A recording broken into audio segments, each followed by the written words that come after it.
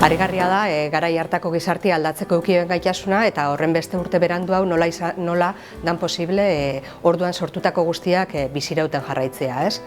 Behazan, Arizmendiarreta zan oso ideologo eta oso ekintzaile sutsua, baina horretaz gain, lortu duen izan zen, bere ideiak aurrera eramateko gainontzekueri ilusioa eta gogua transmititzea.